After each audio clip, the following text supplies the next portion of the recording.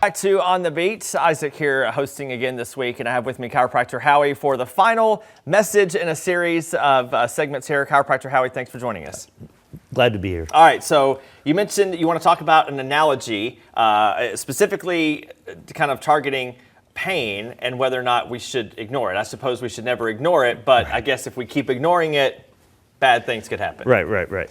You know, a lot of people, unfortunately, they do ignore their problem, or they have someone cut out their problem, or they take chemicals to cover up their problem, Okay. right? So, because I think it's a lot of times because people don't really understand what's really going on inside of the body.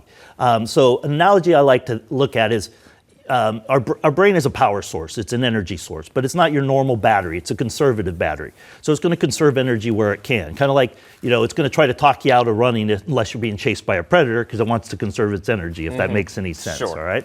So say you're locked in a room where there's a dripping faucet or a humming sound, all right? Over time, you know, it's not detrimental, it's not going to flood or anything, but over time, what eventually is going to happen is you're locked in the room. You tell us. Okay, good. Well, you know, first you're going to probably be annoyed by it, right? And then over time, eventually your brain's going to tune it out because, you know, it's not a priority, right? Sure. It goes to the bottom of the list of priorities. So I believe that aches and pains are the same way. Hey, we got this going on, we got to do anything about it? Nope, it goes to the bottom of the list until, hey, remember this?